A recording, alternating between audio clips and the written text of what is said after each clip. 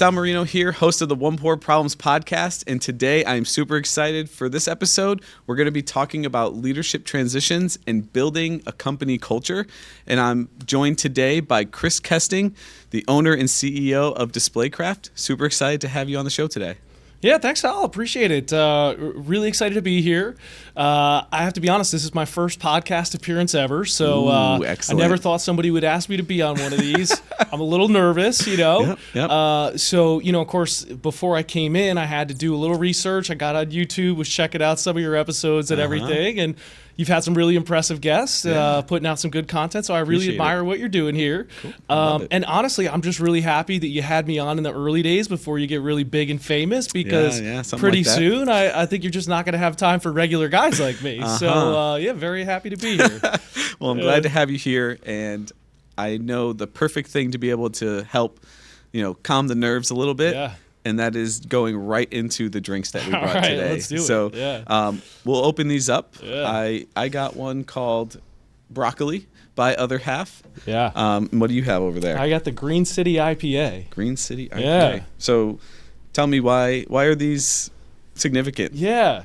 So listen, I'm not going to BS you and tell you that beer has some special meaning to me or anything. I guess I just prefer the taste to other types of liquor, but I guess that's probably not the most insightful podcast response you're looking for. So if I had to spin it, I would say, for me, it just kind of represents a reward at the end of a hard day's work, right? Yep. So, getting the team together, maybe it's after a long day of training or coming back from a deployment, or maybe it's just a tough Tuesday afternoon in the office dealing with a really challenging client. Going out for a drink with the team afterwards, maybe celebrating or commiserating.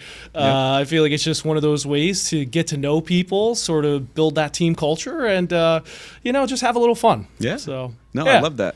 Again, the goal for me here, this all started about building relationships and having the conversations that are usually had when you're sitting around a table having drinks and just getting to know each other. So super excited to try this and hear a little bit more about your journey. This is a good one. Cheers. Cheers. Yeah. This is one of my favorites, actually. So my wife and I, up until recently, for the better part of a decade, we used to live in Brooklyn. And within like a mile radius of us, there were like 4 or 5 awesome breweries. Yeah. Really good scene, fun place to hang out, very family friendly. I've got a 16-month-old, so you could bring him there, and there's limited places for him to get in trouble. So we always enjoyed it. Yeah, a lot of that's fun. awesome. That's really cool. That is great, by the way. I haven't had a beer from Other Half before. I know the name, heard the brand. Yeah.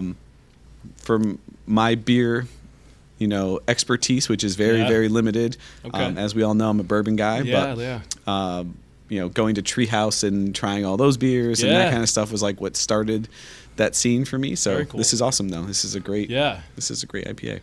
Yeah, I don't know the first thing about bourbon. I'm more of a beer guy, and maybe I'm getting off script here. But have you ever seen that docuseries on Netflix called Somm? Somm? Mm-hmm. Yeah, it follows around a bunch of people that are trying to get like their master sommelier certification. That's cool. And it's unbelievably shocking. Like the science behind it is crazy. I don't fully understand it, but they'll be sitting around like doing blind taste tests, and these people will be like, all right, here's the next one, and they'll take they'll look at it, they'll sniff it, and they'll be like, yeah, this after their tests they're like, this is a red from the Bordeaux region of France, and because it's pretty acidic, I think it's a 1947 because that year there were monsoons in the region and there's extra nitrate content of the soil. Like, it's absolutely shocking. I don't know how they do it. Yeah, that is wild. It's something that I think if I get far enough into my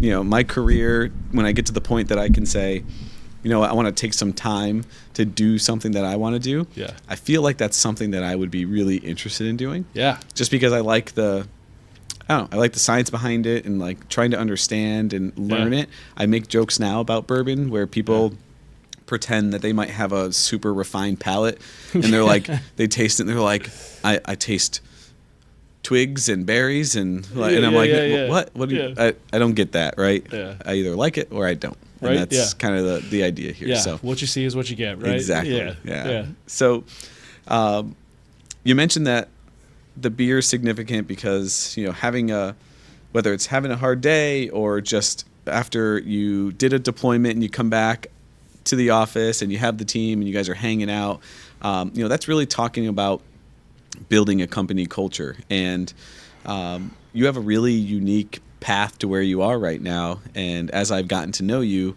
I admire what you're doing, because I think it's not the common path, right? I think a lot of leaders, and definitely a lot of the leaders that I've had on the show so far, have either grown up in organizations that they're in or they started it from scratch.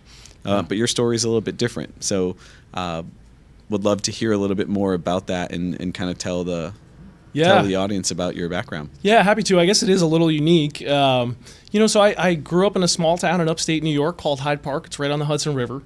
And, when I was in high school, I kind of knew that I wanted to serve, and I loved being on the water. I rowed crew on the Hudson River in high school. I was a lifeguard, and so the Coast Guard was a really good fit. And I was very fortunate to be accepted at the Coast Guard Academy down in New London, Connecticut. And, the Coast Guard's the smallest of the military services, so not a ton of people know about it or what the Coast Guard does.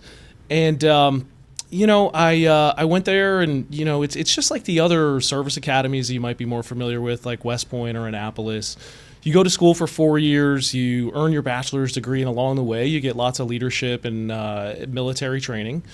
And when you graduate, you become an officer in the service. And so I served about 6 years on active duty in a handful of different assignments. But the one that I tend to get the most questions about, or people are most interested to know about, I was assigned to a unit that did counter-drug work. And so we would deploy down off the western coast of Central America and South America. And I led our teams that got in our small, fast boats and chased down drug smugglers. So maybe, just crazy stories. Maybe we'll share some of those over a beer sometime in the future. But, anyway, when my time was up in the Coast Guard, I went back to school, did an MBA at NYU, and then had a blast there. It's a phenomenal program. There's a quick plug for NYU. Just had an awesome experience, right? Like, I didn't have the normal college experience that a lot of kids do when you go to a service academy. So made sure to enjoy that. But anyway, after school, took the pretty traditional business school route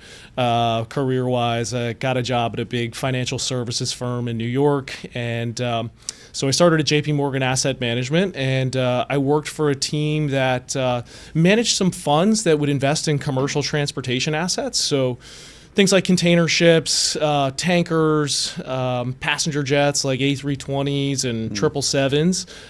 And we would invest the fund's capital in those assets and then lease them out to big corporations that use them for their business. So it was really cool. Got to see some very cool stuff there. Spent about 4 years in that role and then moved over to another private equity firm called KKR. I worked on the capital raising side of the business there for some infrastructure funds that invested in traditional infrastructure assets like power utilities, water utilities, data centers, that sort of stuff. And so was there about 2 years.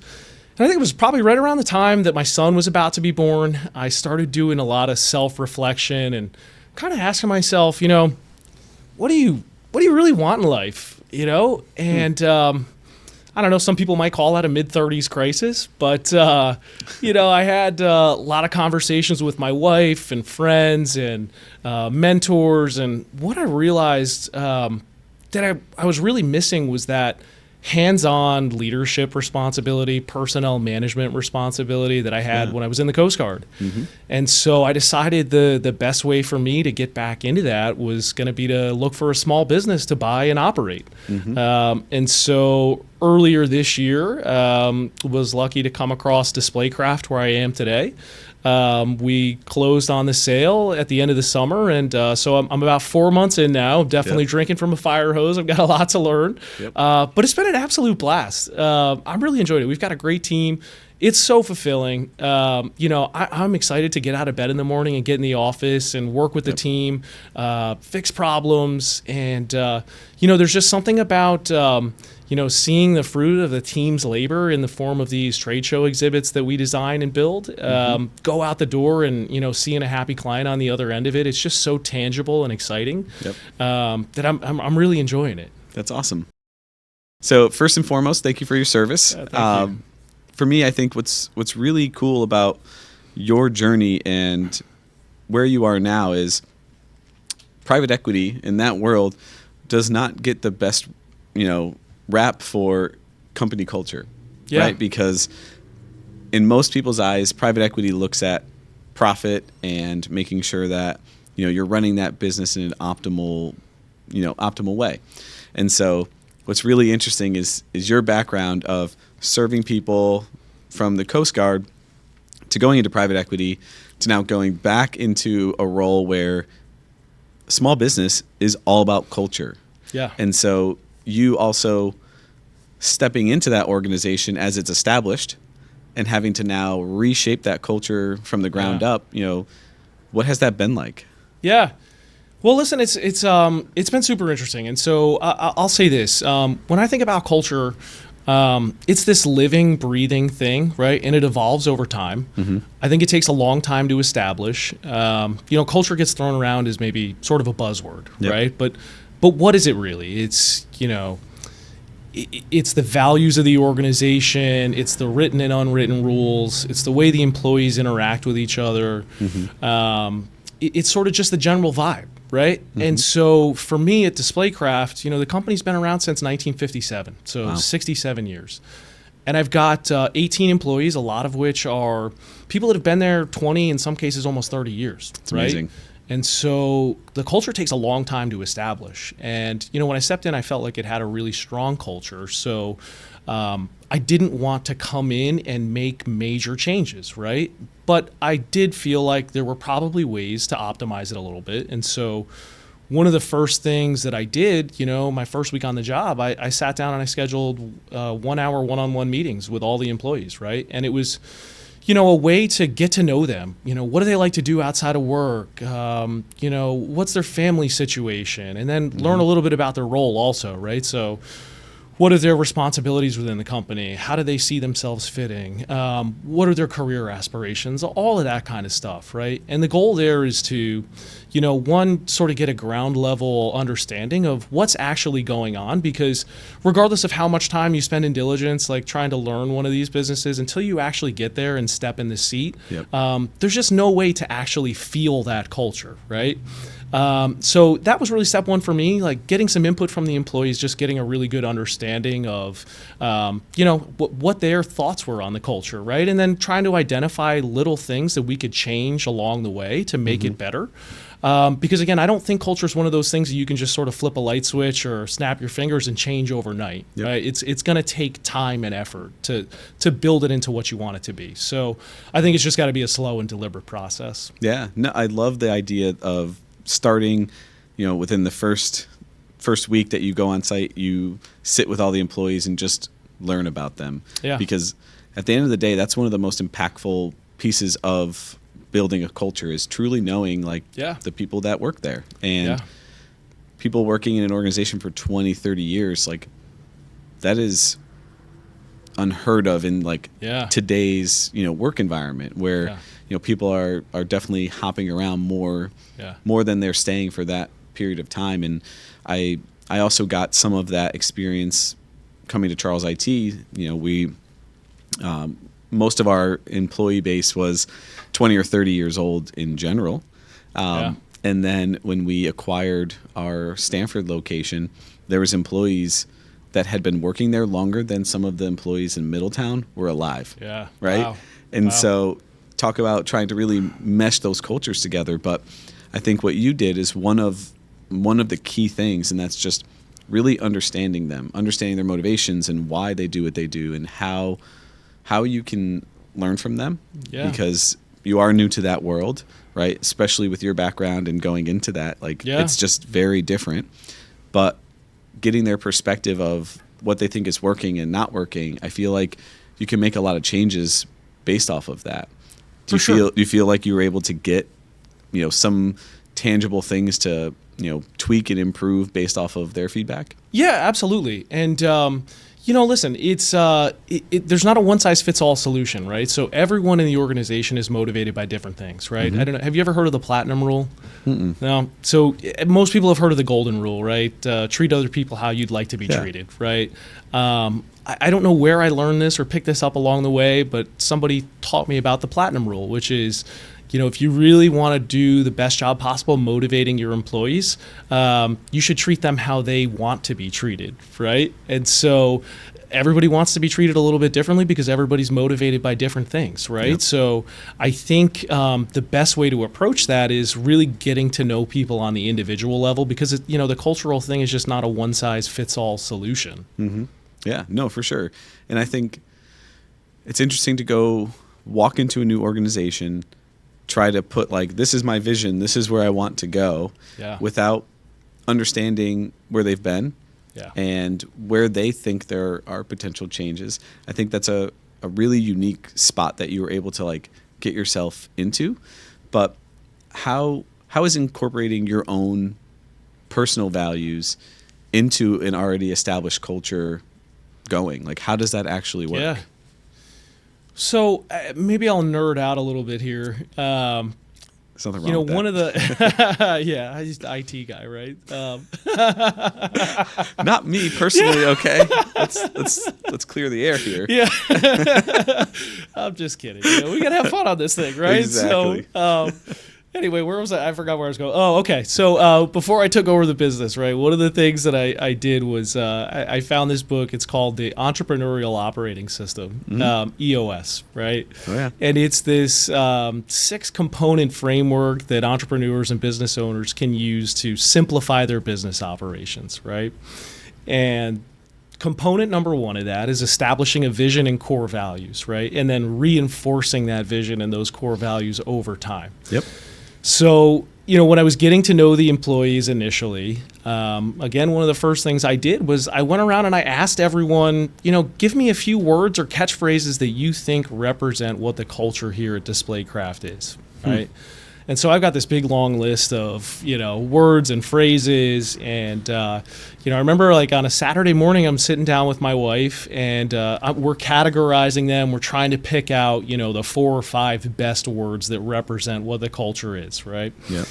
And I can't take credit for this, but we started getting close to a list. And all of a sudden, my wife, Lisa, has this light bulb moment and she's like, hey, what if you had a cool acronym that was catchy that your employees would remember, right? Yep. And so we came up with FAST, which is fun, accountable, strategic, and tenacious. So those are our core values. Yep. And then the other thing, again, I can't take credit for this. She's the brains behind the operation here. She said, hey, what if you did a Fast Friday?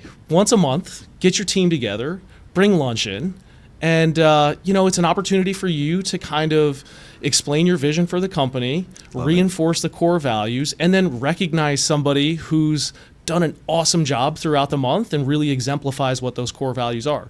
So we started doing that in my first month. We're on the 4th one now, and I think the employees are really liking it. Yeah. It's a good opportunity for them to sit down and just kind of hang out and talk with each other over lunch, but also an opportunity to point out somebody who's done a really good job along the way and say, that's what we're looking for. If we're going to take this thing to the next level, those are the kind of values that we want everybody here to exhibit. So, I think that's gone well. Step 1, we're in the early phases, and again, it takes a long time, but so far, I think the employees are enjoying it. Yeah, no, I love that Fast Fridays. That's cool. Yeah. For me, the diving into the culture and defining the core values based off of where the team feels the culture is, I think that's a really unique way to look at it, right? Because a lot of times, especially in the EOS model, working with entrepreneurs, they're coming in with theirs, right? And they're like, this is my vision and my plan and where I want to go.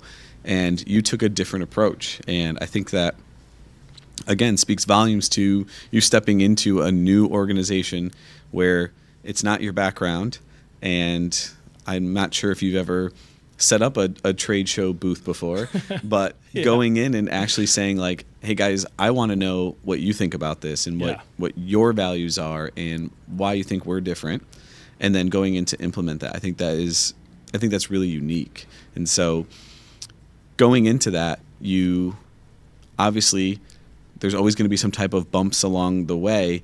You're stepping into transition leadership, right? And you had a previous owner who had been there for quite some time, built those relationships, and obviously had a loyal following. If you have employees that are there for 20 plus years, like, you have to be doing something right. And so talk to me about how that transition has been. How is that for you? How's that for the employees? How's that for the previous owner? Yeah, so far so good. I mean, and I'd be lying if I said that my leadership style isn't a little bit different than his, right? Everybody's is. The culture was a little bit different in the sense that, there was very standard hours that people worked, and there was a very set way of doing things. And one of the things that I'm trying to bring to the organization is a little bit more flexibility, right? So I'm not going to be the guy that's sitting there watching the clock and making sure that you're definitely across the threshold at 8 a.m., right? If you have a soccer game for your kid that you need to take them to and you got to leave a little early, that's fine too, right? My message to the team is, you're professionals. I trust you to get your work done. You know what needs to be done. And I'm willing to give you that flexibility and that level of trust that you're going to do it and do the right things. And of course, if you're not and we're having some issues, we'll have a conversation at that point. But so far, no issues, right? And I think people are actually really enjoying that, right? So that's one change that we've made. But I would say this, anytime when you step into a new organization, right, especially somebody like me who's totally new to this industry, you have to humble yourself, right? And again, I've got employees that have been doing this for a long time, know a lot more than I do about the industry. And so I need their input, right? So if I'm going to make a decision that's going to have an impact on the business or the employees and their work life, I genuinely am very interested in hearing their input and feedback, right? And then I go to them and when I make the decision, I say, hey, I'm glad we talked about this because I had a chance to think about it, and based on what you told me, I think we're gonna go this direction. And of course, I ultimately get to make the decision, but I think if you can bring your employees, on board and bring them along with you through that decision-making process, and make them feel like they have a voice in the organization and they are actually helping to drive the change that you're looking for, I just think it becomes that much easier to get everybody on board and get everyone rowing in the same direction to achieve your goals. Yeah, I totally understand. I think for me, I'm curious to hear about the leadership transition from stepping in. Is there a previous leadership team already established? Is there you going in saying, hey, we're going to shake things up and I'm going to put people into leadership roles? Because stepping in, for those who don't know the EOS model, you are establishing those leadership buckets and who is responsible for what and giving the ownership and all of that. So, talk to me about how that experience was for you. Yeah. Well, we haven't made too many changes, right? By and large, the org structure is basically the same as it was when I took over. I would say I'm probably a little bit more hands-on than the previous owner was. He was at the end of his career, totally understand, and he had a business that was really successful and had some really good employees in place that could kind of operate on their own independently, right? It's cool. So, for me, again, being new and having to learn the ropes here, I've just had to be a little bit more involved, right? I don't know, maybe the employees don't like that sometimes, right? But, they're just going to have to bear with me. But as far as changing roles and responsibilities, we're basically in the same place we were when I took over. One thing that we have been doing, I have a couple key managers in the company that I sit down with on a quarterly basis, and we take a look at what our strategic priorities are. And just, being that, again, some of my employees have been there 20, 30 years. There's a few that are approaching retirement age. And so one of the things we talk about is workforce planning, right? How do we strategize to make sure that we have a good transition plan in place so that when somebody does get to the end of their career and they want to retire, we've got the right people in the right seats that can step up and fill their shoes. shoes, right? And that's not always the easiest thing to do. So, in some cases, there's a pretty natural succession that can happen. You've got somebody there that's maybe a layer down that has the capability to step up and take on more responsibility. Yep. And in some cases, you take a look at it and you say, hey, look, this is going to be really, really hard for one single person to fill the shoes of the exiting person, right? So maybe we need to think about dividing some of that responsibility and maybe hiring multiple people or backfilling in another way. So it's not always a one-size-fits-all solution, but I think you've just got to be really proactive about thinking about those things and building out your organization. Yeah. So you took over an organization that had, I guess in my world, we call that lifestyle business, right? Yeah. Where it's operating, it's doing its thing. Maybe it's slightly growing, slightly retracting, but like it's hovering around the same world. Can I make that a general assumption? Sure. Yeah. And so you stepping into that business, you're not looking for that.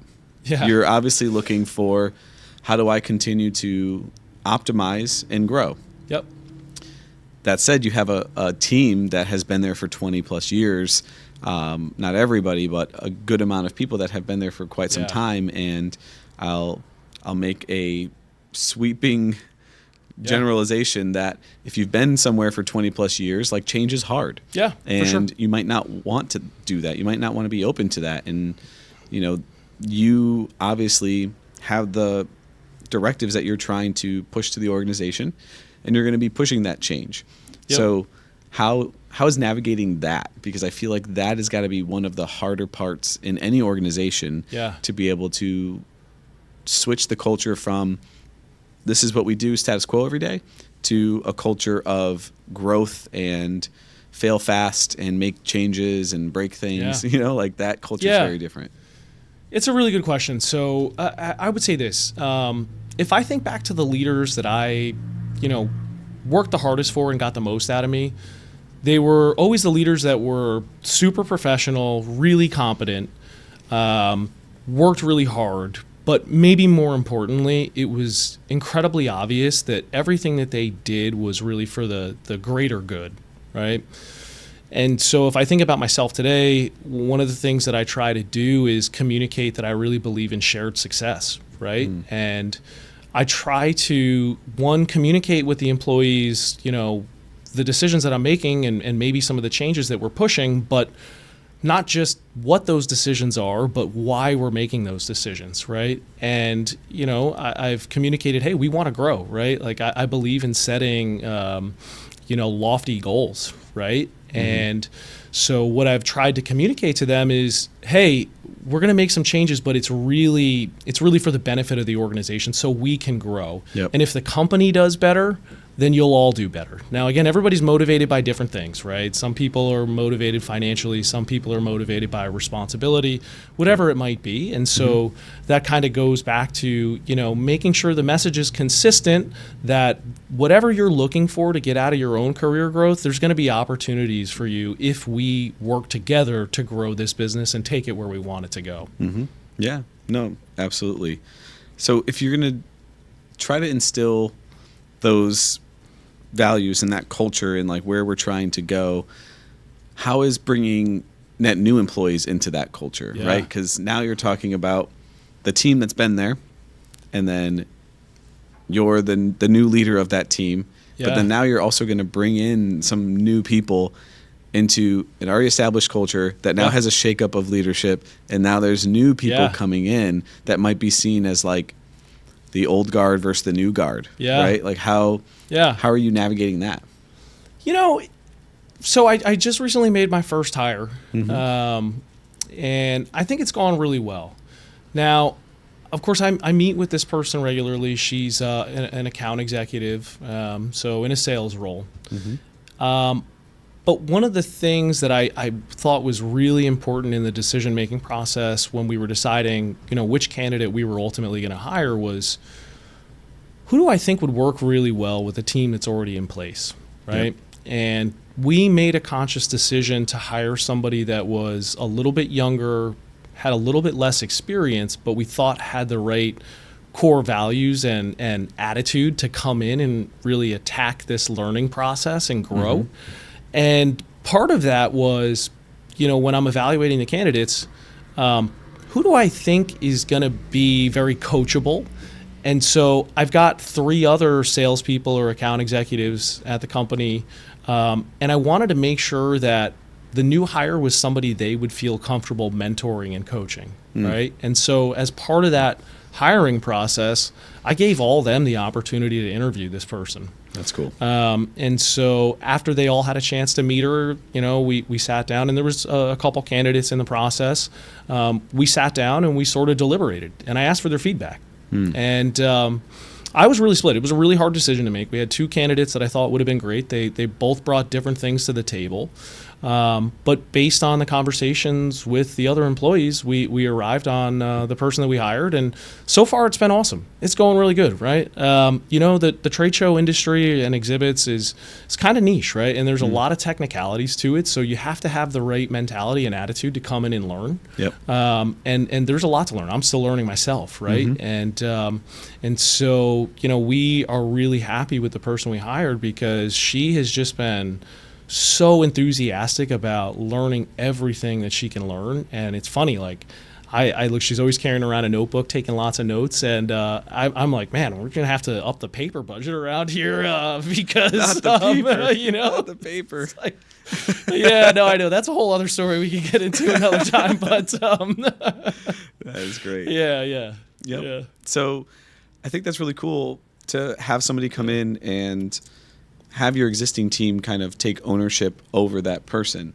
Yeah. So is that something that is a taught skill by you to your current account executives and saying like, hey guys, this is what I'm expecting of you with a new employee coming in? Or is that something that may have been pre-established in the culture or something like that? So I think I'm really lucky. I think it was just sort of built in, right? They rose to the mantle and they just stepped up without me really having to give them firm direction, right? We put together a training plan, right, or a transition plan, over let's say a 6-month period of milestones along the way that we want the new hire to reach. Sure. And so they're following that, but without me really having to prompt them, they've really just taken her under their wing, and they're super excited about it. It's been awesome. That's great. Yeah. So we started this episode talking about your experience in the Coast Guard. Yeah. Has there been anything that you've pulled from lessons from the Coast Guard or anything like that that you've now like pulled into the business and how you operate? Yeah. So, maybe for the listeners, I'll just kind of give a little bit of a background on how the workforce is organized in the military, right? So you have officers and enlisted ranks. So the officers tend to be the managers and the planners, and the enlisted workforce are the subject matter experts and the doers, right? And so when you become a new officer, you go get assigned to your first unit and you get put in charge of a division of maybe 10, 15, 20 people right away, right? Wow. In my case, I was 22, 23 and got handed a 12-person team, and of course, by rank or technicality, I was the senior person and the responsibility ultimately sat on my shoulders. But I was really lucky. I had a bunch of really good and competent senior enlisted people that I had to defer to, right? Like this goes back to, humble yourself a little bit, right? And these are people that had a lot more experience than I did.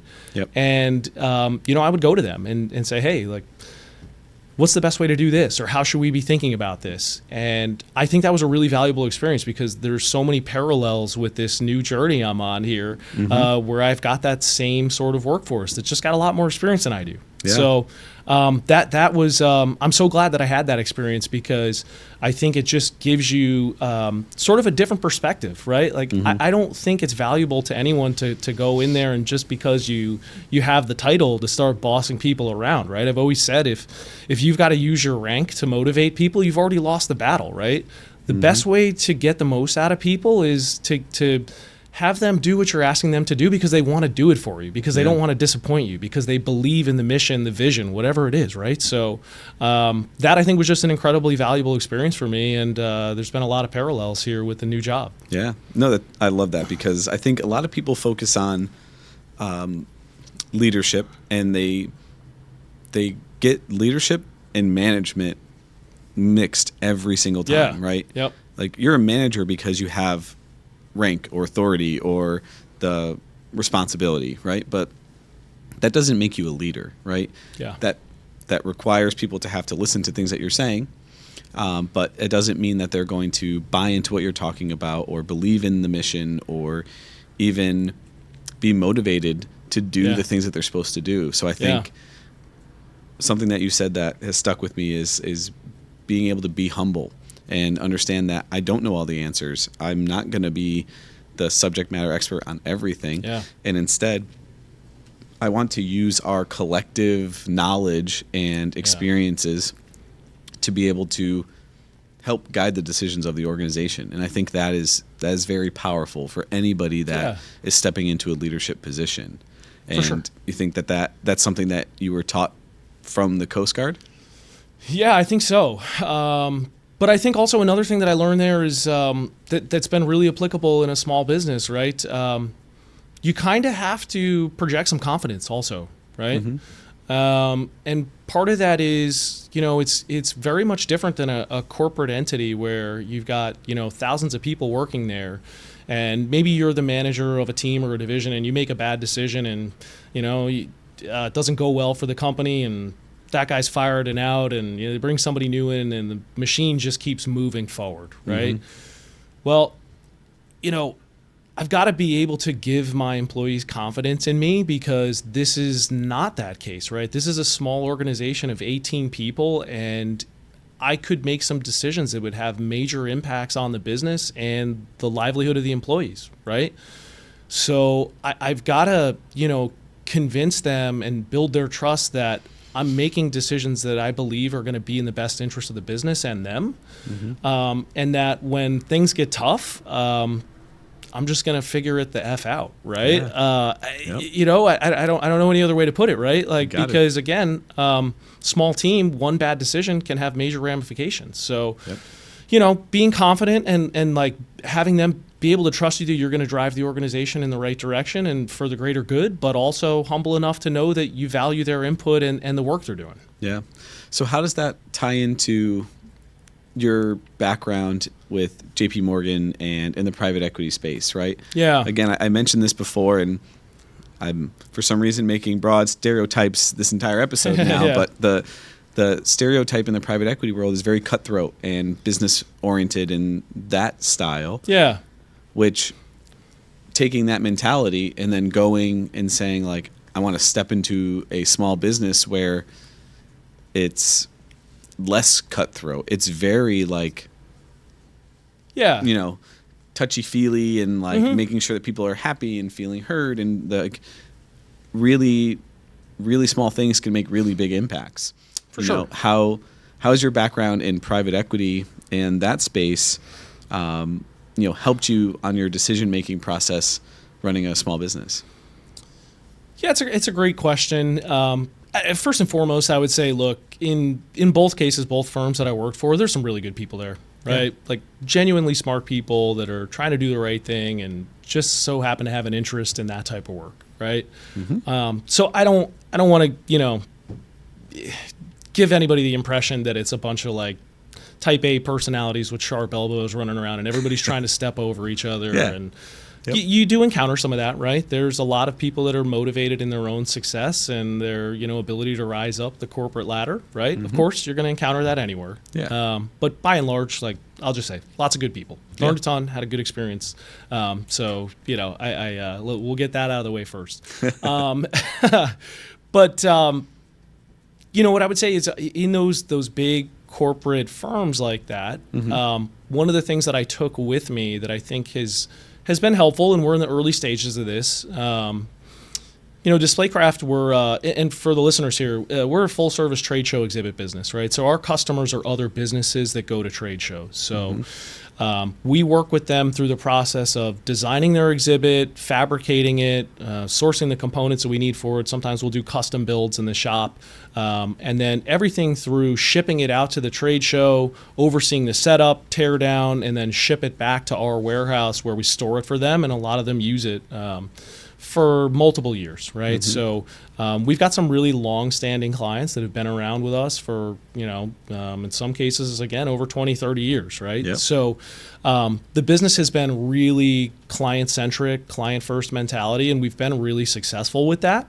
But one of the things I took with me from that, corporate world is, when you're, I worked on the capital raising side of the business, right? So the goal was to raise capital from institutional investors like public pension plans, sovereign wealth funds, insurance companies, and in some cases they're making multi-$100 million investments, right? So the stakes can be pretty high. And with that comes a certain level of expectation of, being a professional, client service, around the clock whenever. And of course that, sometimes leads to a lot of hard work and some long hours. But the one thing that I think has come with me that I'm trying to work on with my team now is, hey, let's be a little bit more proactive and put ourselves in the shoes of the client, right? Let's think about what they really want, what they need, how we can deliver the best result for them. And so, I'm trying to get the team to start thinking a little bit more down the road, right? Like maybe we have a client and we know that their show is coming up. It's still 6 months away. So we've got plenty of time to plan and build and do all the logistics for it, right? But let's be a little proactive and reach out to them and say, hey, we know it's coming up. What can we help you with? What do you need this time around? Oh, okay. Well, we think maybe there's a more cost-effective way to do this. Or, hey, we think this exhibit or this design might get you a little bit more traction on the show floor so that you can generate more leads for your own business. So just trying to be a little bit more proactive, thinking about what's really going to be most impactful for them. I think that's just that certain level of client service is something that came with me. Yeah, no, I love that. And I think that's the other flip of the coin that I feel like we haven't talked much about yet, because we've talked a lot about the team and the lessons that you've brought to your existing team. But I think there's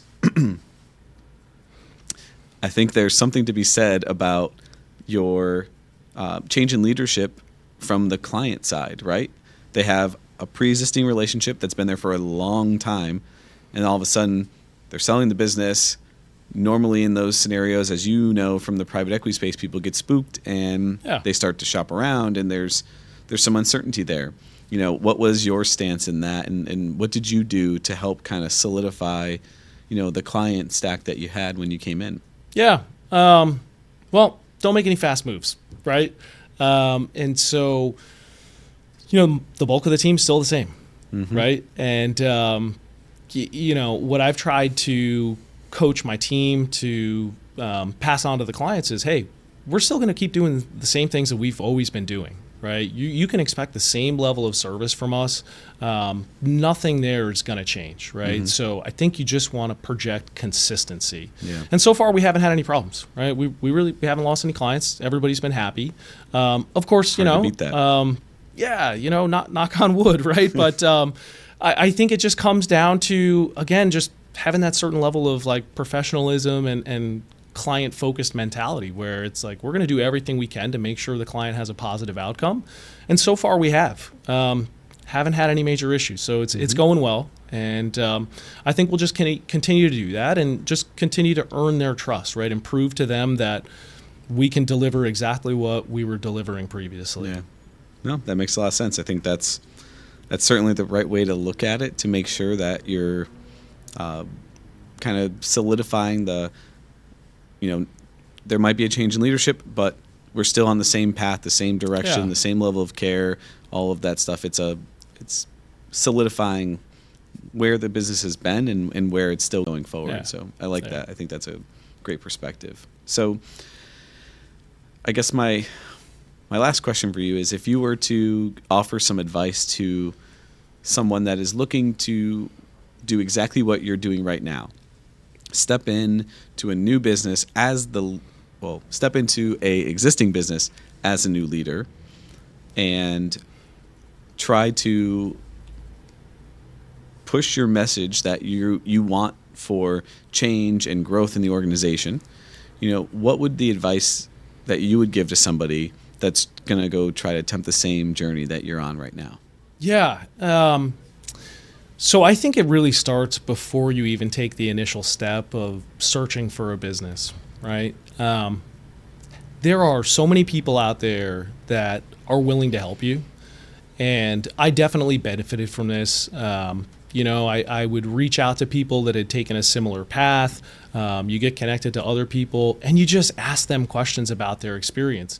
What worked, what didn't work. And I've always felt that if you can kind of gather insights from people that are successful and you've seen do a good job, right? Like generally people are willing to help, right? And so the more you can sort of pull out from them before you even get started, I think that's just going to set you up to make better decisions. So take it slow, learn a lot, have a lot of conversations, learn as much as you can. When you actually take over and you step into the shoes of being a new business owner, generally if you've done a good job in the first process of finding a successful business that, is established and stable, it's been working for a long time, right? In my case, this business has been around 67 years. So you don't need to rush to make changes, right? True. Of course, if you buy a business, you're going to want to grow it, right? But don't make any fast moves, right? Yep. Like be consistent, be measured, take the input of your employees. Most of them are they're going to have more experience than you do, right? They're going to know the ins and outs of the business. Value their input and just learn as much as you can along the way. And you'll figure it out, right? It's not rocket science, So have some confidence in yourself. Like you can do it. And I'm sure a lot of people have had a lot of experiences along the way that they can draw from and, bits and pieces that will be really applicable to being a leader, being a CEO, managing a business, right? So, and then finally, don't be afraid to reach out for help, right? Again, there are so many people out there that have, walked this path before you and they're going to have really valuable insights. And, I pick up the phone and I call other people that I've met along the way that own their own small businesses now, took a similar path to me. And maybe it's a challenge with an insurance renewal, or maybe I'm thinking about a new technology solution. Like, get advice from people. They'll help you out. Like, people have done it before. So, just be humble. That's great. That is the takeaway for anyone listening. Just be humble. Don't be afraid to ask for help. I think that's a key leadership dilemma that a lot of people find themselves in and don't realize that the best leaders are the ones that are humble and ask for help and know that they can't do it all themselves. Yeah, so exactly. I love that. That is great perspective. Appreciate the time today. Yeah, no problem.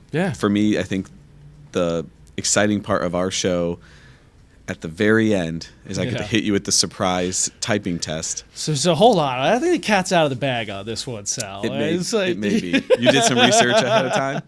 I can't keep dropping the surprise on everyone.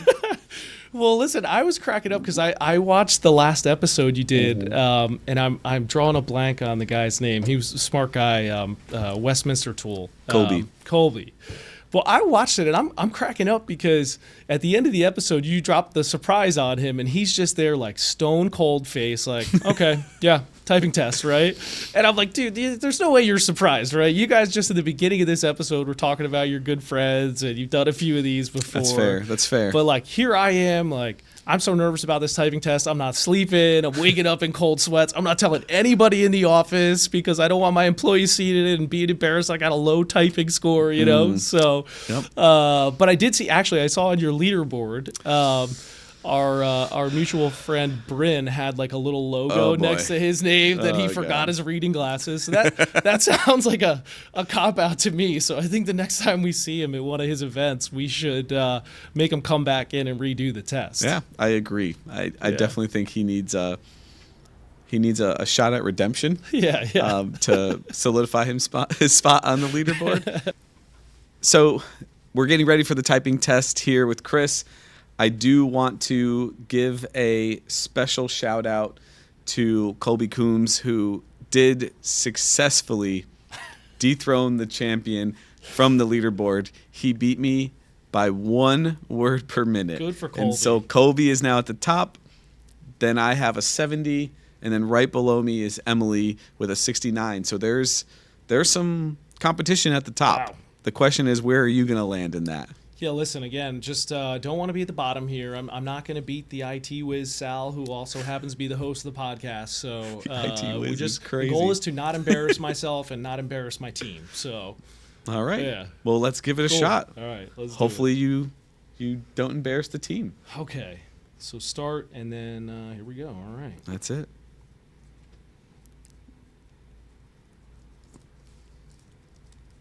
He's locked in.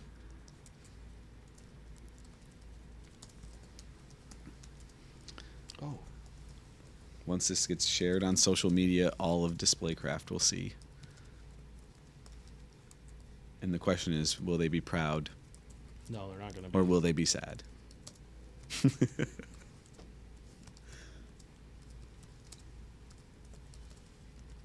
How do I keep getting caps lock on? Just realize on all of these, I get to sit here and have drinks and watch. It's kind of fun for me. This is nice. Do you think you're coming in last? I don't know. I think you're moving at some pretty good pace right now. I think you're going to be all right. Oh, man. I didn't like that. I didn't think it went well.